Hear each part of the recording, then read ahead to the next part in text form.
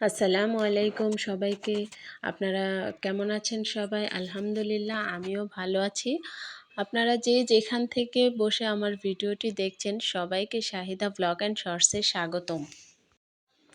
আজকে আমি ১.৫ বছরের বাচ্চার একটি ছোট জামা হাতে সেলাই করে যেভাবে হাতে কাজ করেছিলাম, সামান্য কিছু ডিজাইন তো খুব সিম্পলভাবে এই ডিজাইনটি করেছি। আর এই ডিজাইনটি করার পরে আমি যেভাবে জামার হাতে গলায় পাইপিং সেট করেছি সেটাই আজকে আপনাদের সাথে শেয়ার করব। তো আমিও আগে পাইপিং সেট করতে পারতাম না, অনেক সমস্যা হতো, ছোট ছোট কুচি পড়ে যেত, ভাঁজ পড়ে যেত, কোনোভাবে পারতাম না। তো আলহামদুলিল্লাহ এখন সেটা পারি, আর সেটাই আজকে আপনাদের সাথে শেয়ার করব যে খুব সহজেই পাইপিংটি আমি যেভাবে সেট করি।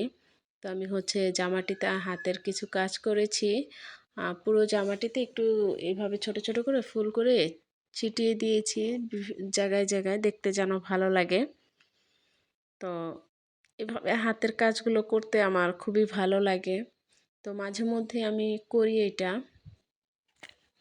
সময় চলে যায়, দেখা গেছে এখন ঘরে বসে থেকে বিভিন্ন রকমের কাজ করা যায়, সেই সুযোগ সুবিধাটা এখন আমাদের আছে।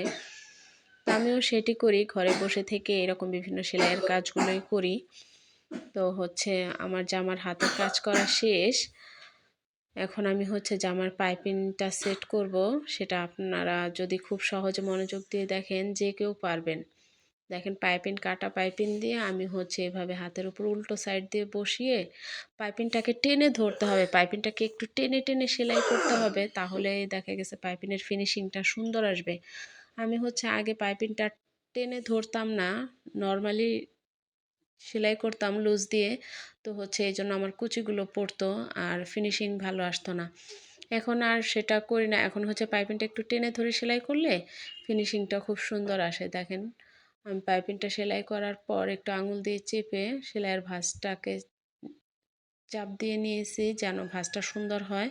তো এভাবে পাইপিংটা মুড়িয়ে নেবেন, মুড়িয়ে সেলাই করলে আপনার দেখতে পাবেন যে পাইপিংটি কত সুন্দর করে বসে গেছে। তো যেটা বলছিলাম সময়ের ব্যাপার, তো এখন ঘরে বসে থেকে এরকম অনেক ছোট ছোট কাজ করা যায়, সময় চলে যায়। আর যারা এভাবে অর্ডারই করেন তারা মূলত সময় পান না। ঠিক আছে, আমরা যারা এরকম অর্ডারের কাজ করি আমাদের সময় খুব কম, সময় পাওয়া যায় না। তো দেখেন আমি বাকি হাতে এবং গলায় সুন্দর করে পাইপিংটি সেট করেছি, দেখতেই পাচ্ছেন ফিনিশিংটা কত সুন্দর আসছে, একটু ভাঁজ কুচি কিছুই পড়ে নাই। তো আজকে ভিডিওটি এই পর্যন্তই,